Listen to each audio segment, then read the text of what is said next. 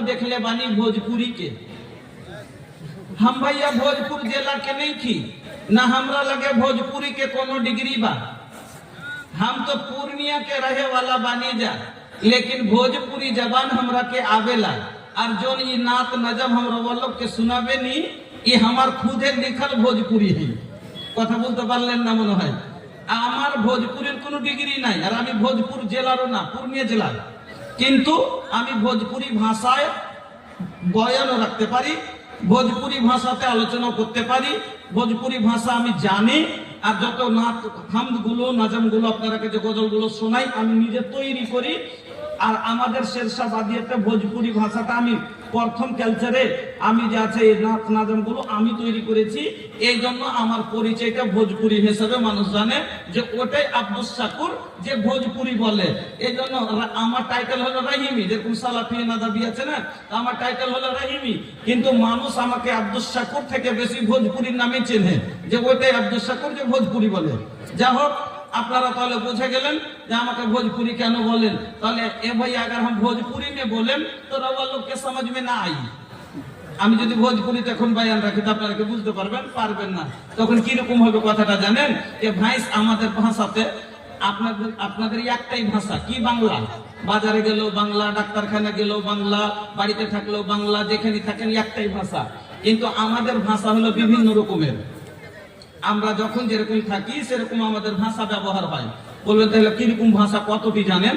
আপনাকে শোনাচ্ছি দুই একটা। যেমন আমরা বাড়িতে যখন থাকি তখন আমরা শেরশাহ বাদিয়া ভাষা বলি। কোনটা? যেটা বাদিয়া ভাষা। কোনটা যাবি হে, কি খাবি, আর আই লে দে, এটা ভাষা বলি। বাংলা আপনাদের আসেন বসেন, তুমি যে আছে খাবেন কিনা, যাবেন কিনা, এসব বাংলা লয়। হ্যাঁ, খাবি যাবি আই নিবি, এই ভাষা যেটা চাষা ভাষা আমাদের, এটা হলো বাড়ির ভাষা। এবার ডাক্তারখানা গেলে আমরা হিন্দি বলি, উর্দু বলি। যেমন ডক্টর সাহেব দেখিয়ে তো ইসে क्या हुआ है, হ্যাঁ, তো ডাক্তারের কাছে গেলে হিন্দি বলি। কিন্তু বাজারে যখন যাই তখন ফের আমাদের ভাষাটা আর বেশি ব্যবহার হয়, হিন্দি থেকে বেশি পছেড়া ভাষা। যেমন 1 কেজি পটল কিনবো, তো পটল কিনলে আপনারা বলবেন ভাই পটল কি করে? তো আমরা যদি বাজারে যা পটল কিনি তো ওই কথাটাই আমরা বলবো কিভাবে জানেন? যে এ হোক परवल কি ভাव যাইছিয়া, परवल কি ভাव যাইছিয়া, তো 40 টাকা। তো দূর 40 টাকা নে বলেছি, 30 টাকা দেবো তো 1 কিলো দে, মানে 40 টাকা কেন বলছো? পটল 30 টাকা করে বিকাচ্ছে, 30 টাকা করে দিবে, 1 কেজি দাও। তা আমাদের জায়গা হিসাবে আমাদের ভাষা চেঞ্জ হয়ে যায়। আমরা ভোজপুরিও বলি, আমরা সূর্যাপুরিও বলি, আমরা যে আছে ভাগলপুরিয়া ভাষাও বলি, মেথিলি ভাষাও আমাদের ভিতরে চলে। আমরা অনেক রকমের ভাষা যদি ব্যবহার আমাদের ওদিকে হয়। যা হোক, আমি আপনাদের সম্মুখে যদি এখন ভোজপুরিতে বলি বা পছিয়েড়ে বলি তা আপনাদের বুঝতে পারবেন না। তো কিরকম হবে জানেন? তখন খালি হাসবেন শুনে। তার হাসাটা কিরকম, তখন আমি পাগলা কি মনে করবো? একটা লোক গেছে, একটা ছেলে গেছে করতে মহিষ চড়াইতে। তো দুপুরের সময় মহিষ গুলোকে জলে বসিয়ে দিয়েছে পুকুরে। তো যতগুলো গায়ে পুকুর মাছি ছিল সব কানে চড়ে নিয়েছে। তো কানটাতে কামড়াচ্ছে, এই জন্য মহিষটা খালি মাথা নড়াচ্ছে, হাঁকাচ্ছে কানের মাছিকে। আর ওই রাখালটা একটা গাছের তলে বসে বসে বাঁশি বাজাচ্ছে। তো মনে ভাবছে, মাথা লড়া দেখে মনে করছে যে আমার সুর এত সুন্দর যে মহিষও শুনে মাথা লড়াইছে। কিন্তু মহিষ কি ওর সুর শুনে মাথা লড়াচ্ছে না, ওর কানে মাছিতে কামড়া ছিল তার জন্য মাথা লড়াচ্ছিল, মাছি হাঁকা ছিল। তো ওই রকমই আপনাদের হাসি দেখে আমি পাগল মনে ভাববো কি যে আমার ভোজপুরি সবাই বুঝছে। এই জন্য ভাই ভোজপুরি বলবো না, যে টুটা ফোটা বাংলা জানি বাংলা ভাষাতে শোনেন। তাহলে আসেন আলোচনা শুরু করি। আমরা কিসের জালসাতে বসি আজকে? মসজিদের। মসজিদটা কি জিনিস? তো আল্লাহর ঘর। আমরা সবাই জানি কি মসজিদ আল্লাহর ঘর নাকি? তো মসজিদ আল্লাহর ঘর। কে বললো এই কথা? আল্লাহ নিজে বললেন কোরআনের ভিতরে। কি বলছেন? বিসমিল্লাহির রহমানির রহিম, আন্নাল মাসাজিদা লিল্লাহ। পৃথিবীর জমিনে যতগুলো মসজিদ আছে সে 5 তলা হোক সেটাও বা 1 তলা হোক সেটাও, যদি কোড়ে তাল কুড়ের যদি মসজিদ হয় সেটাও, আল্লাহর জমিনের ভিতরে যত রকমের মসজিদ আছে, সে মাটির ঘর হোক না কেন, সেই খড়ের ছাউনি হোক না কেন, টাইলস লাগা হোক না কেন, মার্বেলের ঘর হোক না কেন, যে কোনো মসজিদ আল্লাহর জমিনে মসজিদের নামে যেটা ঘর তোলা হয়েছে, আল্লাহ বলেন লিল্লাহ, সেটাই ঘর হলো আল্লাহর জন্য। এটা লয় যে 4 তলা আল্লাহ নিবে আর 20 মসজিদ আল্লাহ নিবেন না, এই কথা লয়।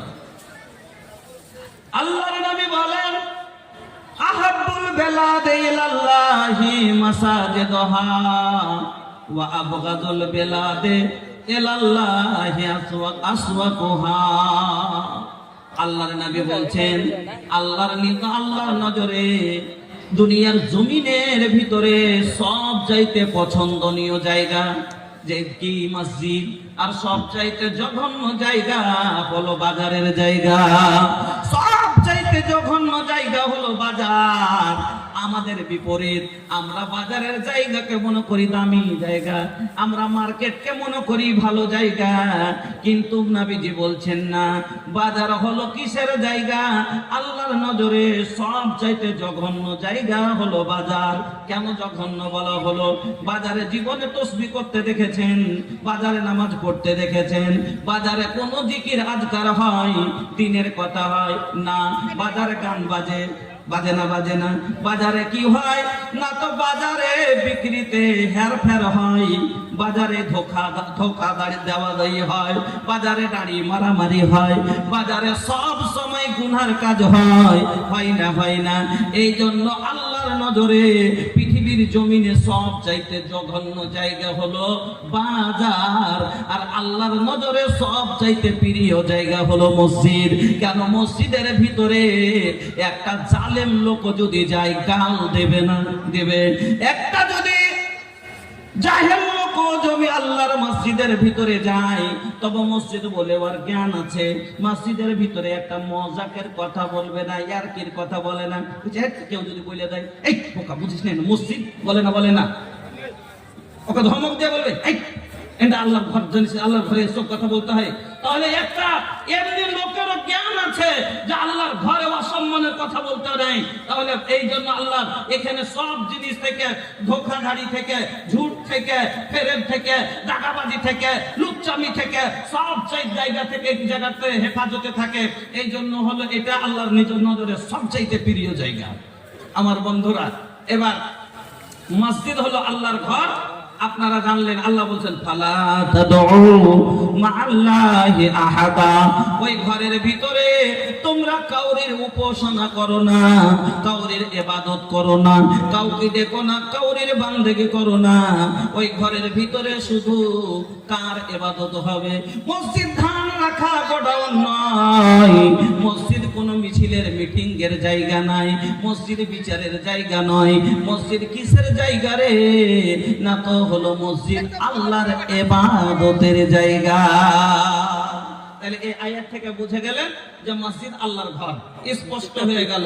এবার আল্লাহর ঘর একটা মসজিদের অনেক মানুষ মুতাওয়াল্লি হওয়ার লেগে মসজিদ পাক জায়গা, তবে মসজিদের টাকা নিয়েও টেনশনে পড়ছে মানুষ। পড়ে না ও বলে করছে যে ওর কাছে এটা হলো মসজিদের টাকাগুলো যে উঠে, এটা বাইতুল মাল, একে রাখা, সংরক্ষণ করে রাখাকে ভালোভাবে এর হেফাজত করাটা একটা কঠিন কথা।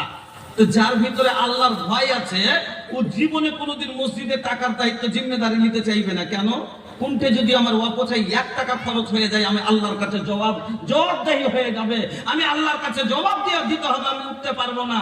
কিন্তু যারা কিছু মানুষ ফের কি করে, পদ নেওয়ার জন্য, সিগারেটারি, মসজিদের সেক্রেটারি হওয়ার জন্য, মসজিদের মোতাবাল্লি হওয়ার জন্য ঝগড়া লাগিয়ে দেয়। তার কাছে টাকা দেবে, ওই একলাই নেতা, ওই একলাই সব জানে, আমি জানি না। ওর আগ্রহ খুব যে আমাকে কি বানা, ক্যাশিয়ার বানা, আমার কাছে টাকা জমা থাকবে, ও এতে থেকে কিছু ফায়দা বুঝছে, এই জন্য চাইছে। মনে করছে 5 লাখ 7 লাখ 10 লাখ 15 লাখ 20 লাখ টাকা জমা থাকে মসজিদের অনেক সময়তে। এবার আমি ব্যবসা করছি, 5 লাখ টাকা লক করে লাগিয়ে দিব, আর ব্যবসা থেকে লাভ উন্নতি করে নেবো 2 লাখ থেকে, ফের রেখে দিব টাকা। উন্নতি করা যাবে কি? আল্লাহর টাকাকে হেলা যাবে না। হ্যাঁ না তো আল্লাহর মায়ের কিভাবে পড়বে? একটা মজার কথা শুনবেন। একদিন হয়েছে ঝড়, কাল বৈশাখী চৈত মাসে ঝড় এসছে। তো এই যে কারেন্টের তার আছে রোডের উপরে, তো একটা মোটা গাছ পড়ে গেছে, আর পড়ে আবার তার ছিঁড়ে গেছে। তো কারেন্ট চলে গেছে, গ্রামে লাইন নাই, বিজলি নাই। তো মসজিদের পাশে একবার 7-8টা বাড়ি আছে। তো ওই বাড়ির মহিলাটা ওর স্বামীকে বলছে, হাজি তোমার কি জ্ঞান বুদ্ধি কিছু হবে না? কেনে রে, কি হয়েছে? বলছে কি, কেন? তুমি জানো না যে কারেন্ট নাই, তার ছিঁড়ে গেছে, তো লাইন আসবে না, বাড়িতে বিজলি আসবে না, তো তোমাকে একটু তেলের ব্যবস্থা করতে হবে না? রাতে তুমি অন্ধকারে কি করে কাজ করবো, রান্না বাড়া কি করে হবে, আর তোমাকে খেতে কি করে দিব, তো তোমাকে একটু তেলের ব্যবস্থা করতে হবে না? এবার তখন কইছে, ঠিকই তো, এবার কি করবো? তো ওর মনে পড়ে গেছে মসজিদের বোতলে তেল দেখেছে, অনেক সময় লাল থাকে না, তো লালটন জ্বালায় কি জ্বালায় না, তো মসজিদের তেল খানোর মনে পড়ে গেছে। যে তখন বলছে, আচ্ছা থাম, আমি ব্যবস্থা করে দিচ্ছি। এবার গেছে যে একটা ছোট বোতল দে, তোর মন যে কাউরে বাড়ি থেকে ধার করে নিয়ে আসবে। এবার ভক করে গেছে, চলে এসছে, এসে বলছে লে তেল লে। বলছে, হাজি তুমি এত তাড়াতাড়ি তেল কোথায় পেলে? বলছে, মসজিদ থেকে নিয়ে এলে একটু ঢেলে। বলছে, কেন? তুমি মসজিদে তেল নিয়ে এলে, এটা তুমি জানো না এটা আল্লাহর মাল? মসজিদের মাল হলো আল্লাহর মাল, তুমি জানো না? তুমি কি করে তো মসজিদের টাকা তেল ঢেলে নিয়ে আসতে পারো?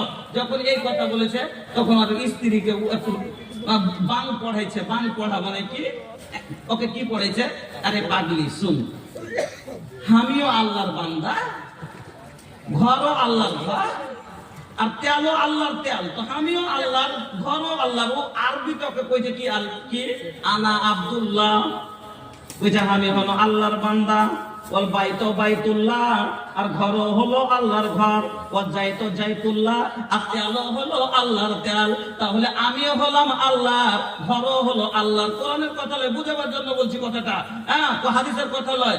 তো ঘরও হলো আল্লাহর, আমিও বান্দা আল্লাহর, তেলও আল্লাহর, সবই তো আল্লাহর। তাহলে একটু তেল নিলে কি হলো? যেমন এই কথা কহা, স্ত্রীটা ছিল একটু শিক্ষিতা মহিলা, পিছন দিক থেকে একটা বাড়ি দিয়েছে, স্বামীকে একটা থাপ্পড় দিয়ে বলছে, ওয়াজার বোঝার বললা, মায়েরও হলো আল্লাহর মায়ের। তাইলে স্ত্রী স্বামীকে মারলে ফের আমার কি দোষ? কেন? আল্লাহর ঘরও আল্লাহর, সবই আল্লাহ, তো মায়েরও আল্লাহর। তো কিছু মানুষ যে আছে পদ লোভী লোক হয়, মসজিদের পদ নিবার জন্য। কিন্তু এই জন্য নবী বললেন যে পদ চেয়ে নিবে তাকে পদ দেবে না, কারণ ও নিজের উপকার বুঝছে থেকে কিছু লাভ উঠাতে চায়, আর ওর ভিতরে আল্লাহর ভয় নাই। যার ভিতরে আল্লাহর ভয় আছে, ও কোনোদিন পদ নিতে রাজি হবে না, মডল বনতে রাজি হবে না, সর্দার বনতে রাজি হবে না। কেন? আমি যখন সর্দার হব, আমি যখন মডল হব, আমার মাথায় গ্রামের লোকের জিম্মেদারি পড়বে, আমার এগুলো রাইয়াত হবে, আমি তার মালিক হব। আর আমার ইয়াতে যে লোকগুলো থাকবে, আমার জমাতে যে লোকগুলো থাকবে, আমার অনুসারী যে লোকগুলো থাকবে, তার সাথে একটু নাইনসাফি যদি হয়ে যায়, আমাকে জবাব দিতে হবে। মসজিদের টাকা আমার কাছ থেকে 1 টাকা বেশি খরচ হয়ে যায়, আমাকে জবাব দিতে হবে। মায়েদের উদ্দেশ্যে বলছি যে একটা কথা দেখেন, সাহাবাদের বৈশিষ্ট্য ছিল নিজে না ঘুচিয়ে তার সঙ্গী সাথীদের ভালোটা দিতেন। হাদিস আছে এমন, নিজে মৃতপ্রায়, অন্যজন জল চাইছে, নিজের জলটা অন্যকে দিতে বলছে, ওকে দাও, আমার জন্য ওর বেশি দরকার। আজকে মায়েদের সামনে, অনেকের সামনে অনেক জায়গা থাকার পরেও পিছনে অনেক মেয়েরা দাঁড়িয়ে আছে, আসতে পারছে না। দয়া করে আপনারা সেটে সেটে বসুন, আপনারই মা আপনারই বোনকে জায়গা করে দিন। যাদের সামনে জায়গা আছে সেটে সেটে বসুন, পিছনে অনেকেই দাঁড়িয়ে আছে। আল্লাহ কোরআনে বলে যে তাফাসাহু ফিল মাজালিসে, তোমরা যদি মজলিসে মাহফিলে তার জায়গা যদি ফাঁকা করো, জায়গা যদি অপরকে দাও, আল্লাহ তোমাকে ভালো জায়গা দেবে। মা বোন আমার, একটু আল্লাহর ওয়াস্তে আপনারা চেপে চেপে বসুন। কাউকে কষ্ট দিয়েন না। মুসলিম অন্য আল মুসলিমু মান সালিম আল মুসলিমুনা মিন লিসানিহি ওয়া ইয়াদিহি। নবী বলছেন যারা মুসলিম মুমিন হবে ঈমানওয়ালা, মুসলিম কোনোদিন অন্য মুসলিমকে মুখের দ্বারাই, হাতের দ্বারাই, কর্মের দ্বারাই কষ্ট দেবে না। এটা মুসলিমের কাজই নয়। এজন্য আপনি কাউকে দাঁড় করে রেখেছেন, এটা কষ্ট দিচ্ছেন, আপনি কষ্ট দিয়েন না, চেপে চেপে বসুন। যা হোক সময় অল্প, আমি আপনাদের কাছে এগিয়ে যাই। তাহলে বুঝে গেলেন মসজিদ আল্লাহর ঘর। এবার মসজিদ নির্মাণ কে করবে? খুব ছোট করে শুনেন। মসজিদ নির্মাণকারীর 5টা বৈশিষ্ট্য আল্লাহ বায়ান করলেন কোরআনে। যারা মসজিদ নির্মাণ করবে তার ভিতরে 5টা গুণ থাকবে। কি কি 5টা গুণ হবে? খুব শর্টে শুনেন। আল্লাহ রাব্বুল আলামিন বলেন, ইন্নামা ইয়া'মুরু মাসাজিদাল্লাহি মান আমানা বিল্লাহ ওয়াল ইয়াউমিল আখির ওয়া আকামাস সালাহ ওয়া আতাজ যাকাত ওয়া লাম ইয়াখশা ইল্লাল্লাহ। যারা মসজিদ নির্মাণকারী তার ভিতর মসজিদ নির্মাণ কারা করবে? মসজিদে টাইলস কারা দিবে? মসজিদে মার্বেল কারা দিবে? মসজিদে চটাই কারা দিবে? মসজিদের ফ্যান কারা দিবে? মসজিদে সিমেন্ট কারা দিবে? মসজিদে বালু ওরাই দিবে। মান আমানা বিল্লাহ, যার ঈমান আল্লাহর উপরে আছে। এই সবার ভিতরে যতগুলো লোক আছে ঈমান আল্লাহর উপরে আছে না নাই? সবাই আল্লাহকে মানেন কিনা? আল্লাহ এক জানেন, সবারই ঈমান আছে। ওয়াল ইয়াউমিল আখির, আর কিয়ামত বলে বিশ্বাস আছে না নাই? সবারই বিশ্বাস আছে যে একদিন কিয়ামত হবে আর আমাকে আমার জীবনের সব হিসাব দিতে হবে। কি করিতে আইলা, কি করিয়া গেলা, কি করিতে আইলা, কি করিয়া গেলা, চিন্তা করে দেখে মনা সবার উপর আছে একজনা, তোর খবর সব আছে তার জানা। হাত বলবে হাতের কথা, পাপের কাজ করিলে, পা বলবে পায়ের কথা, পাপের পথে চলিলে। হাত বলবে হাতের কথা, পাপের কাজ করিলে, পা বলবে পায়ের কথা, পাপের পথে চলিলে। মুখের বান্নাই বলবে মুখে, চোখের বান্নাই বলবে চোখে, মাহবুব মাওলার কাছে রিহাই পাইবা না, সবার ওপর আছে একজনা, তোর খবর সব আছে তার জানা। দুই কাঁধে দুই ফেরেশতা কেরামিন আর কাতেবিন, তোর পাপ পুণ্যের কথা লেখা রাখছে প্রতিদিন। দুই কাঁধে দুই ফেরেশতা কেরামিন আর কাতেবিন, তোর পাপ পুণ্যের কথা লেখা রাখছে প্রতিদিন। মাহবুব মাওলার কাছে যেদিন জমা দিবে তোর আমল নামা, হাজার কানলে রিহাই পাইবা না, সবার ওপর আছে একজনা, তোর খবর সব আছে তার জানা। আমার বন্ধুরা, 1 নাম্বার গুণ হলো মান আমানা বিল্লাহ, তার ঈমান আল্লাহর উপরে হবে। 2 নাম্বার গুণ আল্লাহ বায়ান করলেন ওয়াল ইয়াউমিল আখির, কিয়ামত বলে বিশ্বাস স্থাপনকারী হবে। 3 নাম্বার গুণ আল্লাহ বায়ান করলেন তারপরে আল্লাহ বলেন ওয়া আকামাস সালাহ, তারা নামাজ প্রতিষ্ঠিতকারী হবে, তারা নামাজি হবে। আল্লাহর ঘর নির্মাণ কারা করবে? যারা নামাজ পড়ে তারাই তো করবে। ওর ভিতরে একটা গুণ হবে নামাজ পড়া। তাহলে বন্ধু আমার বলবেন যারা নামাজ পড়ে না তারাও তো দেয় না। বলবেন নামাজ পড়ে না, কিন্তু পড়ে না 8 দিনে তো পড়ে। 5 ওয়াক্ত নামাজ না পড়লে 8 দিনও পড়ে। 8 দিন না পড়লে জীবনে ঈদের নামাজ তো পড়ে না। অর্থাৎ কোন নামাজি হোক পড়েছে না পড়েনি। নামাজের ভিতরে 4 প্রকারের নামাজি আছে। নামাজের ভিতরে 4 প্রকারের নামাজি আছে ভাই। একটা হলো খাঁটি নামাজি, একটা হলো আটে নামাজি, একটা হলো মাঠে নামাজি, আর একটা হলো খাটে নামাজি। বলবেন কি কেমন করে? একটা হলো খাঁটি নামাজি, যারা সব দিন নামাজ পড়ে, ঠান্ডা হলো নামাজ পড়ে, গরম হলো নামাজ পড়ে, কাজের ভিতরে থাকলেও নামাজ পড়ে, ফুরসতে থাকলেও নামাজ পড়ে, বাজারে থাকলেও নামাজ পড়ে, মাঠে থাকলেও নামাজ পড়ে, অসুখ থাকলেও নামাজ পড়ে, সুস্থ থাকলেও নামাজ পড়ে, কুটুম বাড়ি গেলেও নামাজ পড়ে, বাড়িতে থাকলেও নামাজ পড়ে। যারা সব দিন নামাজ পড়ে, যার ব্যাপারে আল্লাহ রাব্বুল আলামিন কোরআনের ভিতরে বললেন আল্লাযীনা হুম আলা সালাতিহিম দাইমুন, ওই লোকগুলা নামাজ পড়বে, ঠান্ডা দেখে ভয় করবে না, গরম দেখে দূরে সরবে না, বেহাই দেখে কুটুম্বা বাজারে গেলে তারা বাজারে দিয়ে নামাজ ছাড়বে না, কাজের ফাঁকিতে নামাজ ছাড়বে না। ওই লোকগুলা আল্লাহ বলছেন উলাইকা ফি জান্নাতিল মুকরামুন, কিয়ামতের দিন এরা সম্মানিত জান্নাতি হবে। যারা সব দিন নামাজ পড়বে তারা আমার নিয়ামতময় সম্মানিত জান্নাতের ভিতরে যাবে। 2 নম্বরে, তাহলে 1 নম্বর হলো খাঁটি নামাজি, সব দিন নামাজ পড়ে কিছু লোক আছে, আর কিছু লোক আছে আটে নামাজি, খালি জুমা পড়ে পড়ে না ওয়াক্তের নামাজ পড়ে না, কিন্তু জুমার দিন ফের কাজ কামাই করে বাড়তে থাকে। ওর মা কইছে, হ্যাঁ রে আন্দারুল আজ কামে যাবি না রে? কইছি কেনে আজ জানিস না জুম্মা? আন্দারুল আজ কামে যাবি না রে? কইছি কেনে আজ জানিস না জুম্মা? তো তাহলে জুম্মাটা কম করে ওর ভিতরে আছে, তাহলে 8 দিনে পড়লো কে পড়ে? আমরাই পড়ি, মুসলমানই পড়ে। খাঁটি পড়লো আমরাই পড়ি, আটে পড়লো আমরা পড়ি।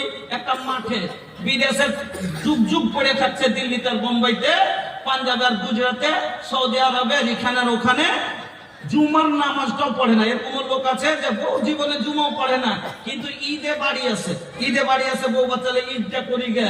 এবার ঈদে বাড়ি এসে একটা সুন্দর জামা পরে ঈদের দিন একবার ঈদগাহে হাজির হয়, কি হয় না? তাহলে এটা হলো মাঠে নামাজি। ওই মাঠে যায় বছরে 2 বার মাঠে যায় নামাজ পড়ে আসে।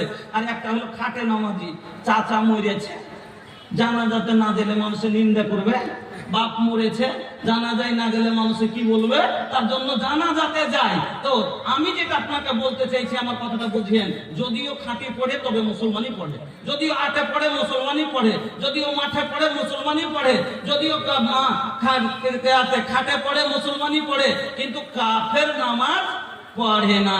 তাহলে এই গুণ 5টা, ওয়ালাম ইয়াখশা ইল্লাল্লাহ, আর আল্লাহ ছাড়া কাউকে দেখে ভয় করবে না। তো এই সবটি গুণ কার ভিতরে আছে?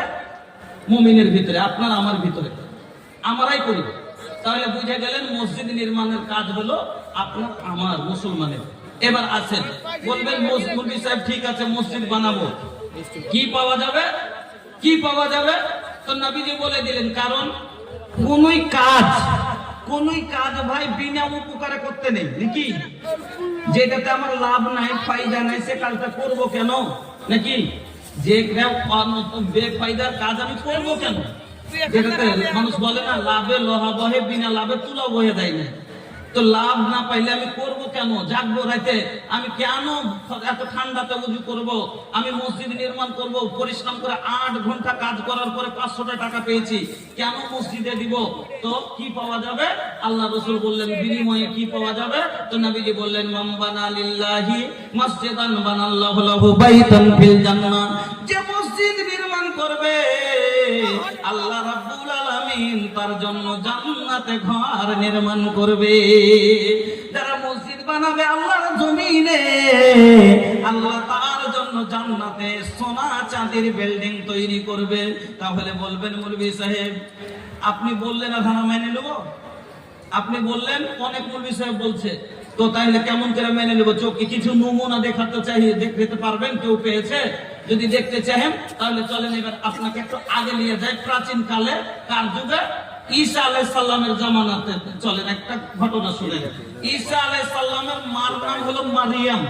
ঈসা আলাইহিস সালামের মার নাম হলো মারিয়াম, বিনা বাপের সন্তান মারিয়াম। মারিয়ামের পেট থেকে যে ঈসা আলাইহিস সালামের ছিল বিনা বাবার, কিনা? তো ঈসা আলাইহিস সালামের মার নাম হলো মারিয়াম, মারিয়ামের মার নাম হলো হান্না বিনতে ফাকুস। ভালো করে শুনবেন। তো মারিয়ামের মা হান্না যে ছিলেন, উনি বন্ধা মহিলা ছিলেন, বন্ধা, বাচ্চা কাচ্চা হয় না। তো সব মহিলারই মা ডাক শোনার ইচ্ছা আছে না নাই? মা ডাক শোনার জন্য মহিলার যে কান খালি ঝালাফালা করে, বিয়ে হয়ে খালি 3 বছর বাচ্চা কাচ্চা যদি না হয় ডাক্তারের কাছে দৌড়াই, কবিরাজের কাছে দৌড়াই, এমনকি শিরক পর্যন্ত করে লাই, তাবিজ মাদলি হ্যানত্যান বেঁধে লাই। কিসের জন্য? সন্তানের আশাতে অনেক জায়গাতে যাই, অনেক পীর মুরিদের কাছে যাই, অনেক জায়গাতে যাই। আপনার পার্শ্ববর্তী এলাকায় এই যে ওল্ড আদিনে আছে না? নাই আদিনে আছে পান্ডুয়া শরীফ। আমি জীবনে একবার গেছিলাম দেখতে, খালি যে কি কি হয়েছে এখানে। তো কেন যখন আমি মালদা পড়তে আসতাম তো ট্রেনে চাপতে পারতাম না, খালি ওই যে জ্বালানি মুরগা হাঁড়ি চাল ডাল নিয়ে যে চাপতো ওদিক থেকে বিহারের লোকেরা, হ্যাঁ ওদিক থেকে যে আসতো সব সূর্যাপুরী লোকেরা, তো চাপতে পারতাম না। তো বলছে এরা কোথায় গেছে গো? তো বলছে যে পান্ডুয়া শরীফ গেছে। তো পান্ডুয়া শরীফে কি আছে চল তো দেখতে যাব। তাতে ওখানে গেছিলাম দেখতে একটা রাত, যে দেখি কি কি হয়েছে এখানে। বলছে একবার বলছে 7 বার আদিনা, একবার মদিনা। যদি আদিনাতে 7 চক্কর লাগিয়ে নিতে পারিস তো মদিনার হজ এখানে হয়ে গেল। ওখানে কি আছে? একটা জায়গাতে একটা দরজা আছে, ওই দরজাটাতে লেখা আছে বাবুল জান্নাত। জান্নাতের দরজা মালদাতে আছে। আস্তাগফিরুল্লাহ, আপনাকে মালদাতে আছে জান্নাতের দুয়ার। যদি কেউ 7 বার খালি ইয়া রাসূলুল্লাহ বলে ঠেকিয়ে নিতে পারে হাতটা, তাহলে ও দেখে নিবার হজ হয়ে গেল, এখানেও জান্নাতি হয়ে গেল। আল্লাহু আকবার। ওখানে গেছিলাম, তাতে দেখলাম যে অনেকগুলো মাজার আছে। ওই মাজারে একটা মহিলাকে দেখছি চুল ধরে নিয়েছে, আর এই কপাল ঠুকছে আর বলছে এ বাবা সনদদার দে, এ বাবা ছেলে দে, আর বলতে বলতে মাথাটাকে ফাটে দেখি জায়গাটাকে রক্তাক্ত করে দিয়েছে। হ্যাঁ, औलाद मांगती है पिरनिया पीर से, पीरों को मनाती है ये खुरमा ओ खीर से। बिदअत तो घर में रह गए, सुन्नत नहीं रही, फातिमा से अब कोई औरत नहीं रही। तो হান্না মারিয়ামের মার সন্তান নাই, আল্লাহর কাছে কাঁদছে আর বারবার আল্লাহকে আরজি দিচ্ছে আর বলছে আল্লাহ আমি একজন মহিলা, আমি মা ডাক শুনতে পাই না। আমার সামনে মহিলারা সন্তানকে কোলে লাই, চুমো খায়, তারা বাবা বাবা করে ডাকে, সন্তানের মা বলে জড়িয়ে ধরে। আল্লাহ আমারও তো মন চাই, আমিও তো একটা মহিলা, আমারও তো মন চাই আমাকে মা ডাকবে। অনেক কাঁদছে, কোন পীরের কাছে যায় না, মুরিদের মুর্শিদের কাছে যায় না, আল্লাহর রহমত থেকে মুখ ফিরান না, কাঁদছে আর আল্লাহকে বলছেন আল্লাহ আমার কোল ভরে দাও, আল্লাহ আমাকে একটা সন্তান দান করো। অনেক কান্নার পরে আল্লাহর দয়া হয়ে গেল। এবার মারিয়ামের মার পেটে, হান্নার পেটে আল্লাহ রাব্বুল আলামিন সন্তান দিলেন। অনেক কান্নার পরে আল্লাহর দয়া হলো, পেটে সন্তান এলো। গর্ভে সন্তান যখন এসছে আনন্দে খুশি হয়ে কি বলছে জানেন? ইন্নী নাযারাতু লিররহমানে মা ফি বাতনি। আল্লাহ তুমি যেটা আমার পেটে দিয়েছো, এই সন্তানটা আমি ডাক নজর মানছি, আমি মানত করছি, আমার পেট থেকে যখন সন্তানটা হবে এই সন্তানটাকে আমি ডাক্তার করব না, মাস্টার করব না, ব্যারিস্টার করব না, একে আমি কি করব? তোমার পাকঘর, আমি আল্লাহ তোমার ঘরের খাদেম তৈরি করব। আমার পেটে যেটা আল্লাহ তুমি সন্তান দিয়েছো, একটা আমি খাদেম তৈরি করব মসজিদে। মনে মনে ভাবছিল বেটা হবে, কিন্তু হয়ে গেল কি? মেয়ে। এবার যেদিন হয়ে পড়েছে দেখছে মেয়ে, আল্লাহকে বলছেন ওয়াজাতাহা উনসা। ওগো আল্লাহ, আমি যে মেয়ে জন্ম দিলাম আমার মনে যেটা ছিল সেটা হলো না, মেয়ে জন্ম হলো। আল্লাহ রাব্বুল আলামিন বলে দিলেন ও হান্না, এই তোমার মেয়ে ছেলের চাইতে উত্তম। ফল কথা যেমনই মারিয়ামি একটু বড় হয়েছে, কাজের মতো হয়েছে, মসজিদ ঝাড় দিতে পারবে, মসজিদ পরিষ্কার করতে পারবে, জল তুলতে পারবে। হান্না মারিয়ামের মা, ওই হান্না মারিয়ামকে নিয়ে চলে গেলেন কোথায়? বাইতুল মুকাদ্দাস, মসজিদে আকসা।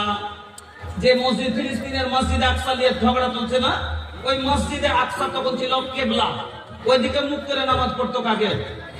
আগে ওটাই ছিল আমাদের কি কেবলা, ওদিকে মুখ করে নামাজ পড়তো। আল্লাহর নবীও কিছুদিন ধরে নামাজ পড়েছিলেন কেবলার দিকে মুখ করে, বাইতুল মুকাদ্দাসের দিকে মুখ করে। তারপরে একদিন আল্লাহ রাসূল নামাজে দাঁড়িয়ে আছেন, আল্লাহর আয়াত ওহী নাযিল হয়ে গেল। আল্লাহ ডাইরেক্ট বলে দিলেন ফাওয়াল্লি ওয়াজহাকা শাতরাল মসজিদিল হারাম, এ মুহাম্মদ তোমার চেহারাটাকে তুমি করো, মুখমণ্ডলটাকে তুমি কাবার দিকে ফিরিয়ে নাও। নামাজের অবস্থাতে আল্লাহ রসুল ফিরে গেলেন, নামাজের অবস্থাতে আল্লাহ রসুলের চেহারা ফিরিয়ে নিলেন। সেই দিন থেকে কাবা হলো সে আমাদের কেবলা। তার আগে বাইতুল মুকাদ্দাস যে ফিলিস্তিনের মসজিদ, এটাই ছিল কেবলা। ওরা খাদেম তৈরি করবে, নিয়ে চলে গেল, মেয়েকে নিয়ে চলে গেল, রেখে চলে আসছে। এবার ওখানে রাখা হলো, ফল কথা জায়গির নিয়ে অনেক কথা হলো। জায়গির সবাই বলছে আমাকে দাও, আমাকে দাও। কার বাড়ি জায়গির হলো? জাকারিয়া আলাইহিস সালামের। ওই এলাকাতে জাকারিয়া আলাইহিস সালাম নবী ছিলেন। জাকারিয়া আলাইহিস সালামের বাড়িতে জায়গির হলো। তো সকাল মসজিদের একটা কোয়ার্টারে মারিয়াম থাকছে, একটা রুমে, আর মসজিদের কাজ করে। এবার সকালে খাবার দিতে যান, রাত্রে খাবার দিতে যান, টিফিন নিয়ে যখন খেতে দিতে যাচ্ছেন, একদিন ঘরে যদি ঢুকছেন মারিয়ামের ঘরে, কে? জাকারিয়া আলাইহিস সালাম। তো দেখছেন যে এমন এমন ফল রাখা আছে ঘরে, যে ফলটা মার্কেটে বাজারে কোথাও পাওয়া যাবে না, দেখতেই পাওয়া যায় না, কোনো বাগানে কোনো গাছে ধরে নাই। এমন ফল, মানে বেমৌসুম ফল, ওই মৌসুমে ওই সময়তে এই ফল হয় না। অবাক লাগবে কি লাগবে না? এখন যদি কাউরির ঘরে আপনি দেখেন এই বড় বড় মালদো ল্যাংড়া আম খাওয়া আছে করে লাল লাল, আপনি অবাকে বলবেন না কুণ্ঠে পালি হে এ সময়তে এত সুন্দর ল্যাংড়া আম, বলবেন কিনা? তো জাকারিয়া আলাইহিস সালাম দেখছেন যে এমন ফল যা দুনিয়ার কোনো বাগানই নাই, এরকম ফল। অবাক হয়ে জিজ্ঞাসা করছেন মারিয়ামকে, কি বলছেন? ইয়া মারিয়ামু আন্না লাকে হাদা, এ মারিয়াম এগুলা তোকে কে দিলে, কোথায় পেয়েছো, এই ফলগুলো কোথা থেকে আসলো? এটা তো এই ফলের সময় নয়, এটা তো কোনো বাজারে বিকায় না। তবে এত দামি ফল, এইরকম বেমৌসুম ফল তোমার কাছে কোথা থেকে আসলো? মারিয়াম উত্তর দিলেন, ক্বালাত, মারিয়াম উত্তর দিচ্ছেন, হুয়া মিন ইনদিল্লাহ। কোরআনে লেখা আছে, কি বলছেন? ও খালুজান, এই ফলগুলো যে আপনি দেখছেন, এগুলো কোনো রাজার বাড়ি থেকে আসেনি, মহারাজার বাড়ি থেকে আসেনি, ডাইরেক্ট হুয়া মিন ইনদিল্লাহ, আমার আল্লাহর কাছ থেকে এসেছে। বুঝতে পারলেন? শুধু মসজিদ ঝাড় দিলে, মসজিদের সাফ সাফিয়ানা করলে, মসজিদ পরিষ্কার করলে, যদি আল্লাহ দুনিয়াতে জান্নাতের ফল খাওয়ান, তাহলে মসজিদ নির্মাণকারীকে আল্লাহ জান্নাত দিবেন না দিবেন না? বলেন। যারা টাকা এত টাকা দিয়ে মসজিদ নির্মাণ করে, তাকে আল্লাহ জান্নাত দিবে না দিবে না? বলে। বিশ্বাস হলো কিনা যে মসজিদ সাফ করনেওয়ালার যদি এত বড় সম্মান হয়, মসজিদ তৈরি করনেওয়ালার সম্মান কত বড় হতে পারে? চলেন এক মিনিট একটা মাত্র হাদিস শোনেন। আল্লাহ রসুলের জামানায় একজন মহিলা ছিল, কালো মহিলা। তো মসজিদে আসতেন ঝাড় দিতে, আল্লাহ রসুলের মসজিদে পরিষ্কার করতে আসতেন, জল কি করতেন, সাফ ঝাড় টাড় দিতেন। এবার কয়েকদিন হয়ে গেছে আর মহিলা আসে না। আল্লাহ রসুল বলছেন যে কি ব্যাপার গো, ওই যে মেয়েটা আসতো পরিষ্কার করতে মসজিদ, তার আসে না কেন? সাহাবায়ে কেরাম বলছেন, ইয়া রাসূলুল্লাহ, ওই মহিলা মারা গেছে। কি? মহিলা মারা গেছে? তবে তোমরা আমাকে কেন জানালে না? সাহাবায়ে কেরাম মনে করছে কি আর জানাবে, ঝাড়ু দাননি। এটা কোনো বড় লোক সম্মানিত লোক যদি হয়তো আর বেশি লোককে জানাজানি হয়, কি হয় না? কিন্তু গ্রামের যদি একটা গরিব লোক মারা যায়, তত লোককে কি জানকারি দেওয়া যায়? যায় না। কিন্তু এমএলএ সাহেব মরেছে, গোটাই মালদা জেলা থেকে সবাই জমা হয়ে যাবে, হয় কি হয় না?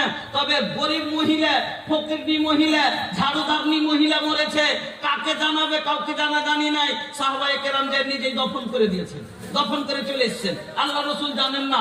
আল্লাহ রসুল বলছেন কি ব্যাপার, মহিলাকে কই? কইছে মারা গেছে। দফন কখন? না তো অমুক দিন। তো দফন কখন? কইছে আমরা হয়ে গেছে, করে দিয়েছি। আল্লাহর নবী বলছেন চলো ওই মহিলার কবরের কাছে আমাকে নিয়ে চলো, ওই মহিলার কবরের কাছে আমি যাব। বিশ্ব নবী মুহাম্মদুর রাসূলুল্লাহ। এ ভাইয়া, আরে হিনে বাহুতে দেখা খালি বাহু, আপনি এদিকে অনেক জায়গা ফাঁকা আছে, আপনারা চলে আসেন, এদিকে আসেন, এই সাইড দিয়ে চলে আসেন, আমার আগে দিয়ে চলে আসেন ভাই, আল্লাহর ওয়াস্তে চলে আসেন, মসজিদের জন্য আল্লাহর ওয়াস্তে দ্বীনের খাতিরে আপনারা চলে আসেন। তো বলছিলাম কি যে এই মহিলা, আল্লাহ রাসূল প্রথম মহিলা যাকে দফন যাওয়ার পরে, যার কবরের কাছে গিয়ে আমার নবী তার জন্য জানাজার নামাজ পড়েছেন। পড়েন আলহামদুলিল্লাহ। বলেন, চিন্তা করেন যে একজন ঝাড়ুদারনি, তার জন্য নবী কত তার ফজিলত, যে তাকে দফন দেওয়ার পরে তার কবরকে যাওয়ার পরে নবী যে জানাজার নামাজ পড়েছেন, পড়েন আলহামদুলিল্লাহ। এত বড় হলো মসজিদের, মসজিদ নির্মাণকারী সওয়াব, মসজিদ পরিষ্কারকারীর কত বড় শান, কত ইজ্জত। মা বোন আপনারাকে বলছি, আপনারা চেপে চেপে বসুন, বারবার রিকোয়েস্ট করছি চেপে চেপে বসুন। একটা মসজিদের ঝাড়ুদারনি যারা মসজিদ পরিষ্কার করে, তার কত বড় সম্মান বুঝতে পারলেন, যে যার জন্য নবী দুবার দাফন দেওয়ার পরে যে তার কাছে জানাজার নামাজ পড়েছেন। আল্লাহু আকবার। এত বড় সম্মান হলো মসজিদে যারা ঝাড় দেয় তার। তাহলে মসজিদ নির্মাণকারীর সম্মান কত বড় হতে পারে আল্লাহর কাছে। এই জন্য আল্লাহ খুশি হয়ে কি করবেন, জান্নাতে ঘর তৈরি করবেন। তুই একটা কুড়ের সমান মসজিদ, একটা খড়ের মসজিদ, ইটের মসজিদ, মাটির মসজিদ দিয়ে যতটুকু শক্তি নির্মাণ করতে পারলে আমার আল্লাহ করবেন কি, হীরামণি মুক্তা দিয়ে, সোনা চাঁদি দিয়ে আপনার জন্য জান্নাতে ঘর নির্মাণ করবে। বন্ধুরা আমার, তাহলে আপনারা বুঝে গেলেন, এখান থেকে দলিল পেয়ে গেলেন যে আপনারা যে মসজিদ নির্মাণকারী ইনশাআল্লাহ জান্নাতে যাবে, এতে কোনো সন্দেহ নাই। কেন? এটা আমার নবী বলে গেছেন। তা আমার নবী সত্য নবী না? আমার নবী সত্য নবী না? নবী আমার সত্য না মিথ্যা? মোহাম্মদ হারগিজ না গুফতে। আমার নবী কিরকম নবী শোনেন। মোহাম্মদ হার কবি বলছে, ফারসি কবি বলছে, মোহাম্মদ হারগিজ না গুফতে, তা না গুফতে জিবরিল, জিবরিল হারগিজ না গুফতে, তা না গুফতে কিরদেগার। আমার নবী অতক্ষণ পর্যন্ত নিজের মুখ থেকে কোনো কথা বলতেন না, যখন জিবরিল আমিন, জিবরিল আলাইহিস সালাম নবীকে না ওহী নিয়ে এসে বলতেন। আর জিবরিল আমিন অতক্ষণ পর্যন্ত নবীকে কোনো কথা বলতেন না, যতক্ষণ আল্লাহ জিবরিলকে না বলতেন মুহাম্মদকে যাইয়া বলে দাও, অতক্ষণ জিবরিল আমিন কোনো কথা বলতেন না। তাহলে বোঝা গেল আমার নবী সত্য নবী, আমার নবী সাদেক নবী। আর আমার নবীর মুখ দিয়ে বের হয়েছে মামবানা লিল্লাহি মসজিদান, যারা আল্লাহর জন্য মসজিদ বানাবে, বানাল্লাহু লাহু বাইতান ফিল জান্নাহ, আল্লাহ তার জন্য জান্নাতে ঘর নির্মাণ করবে। 100% গ্যারান্টি।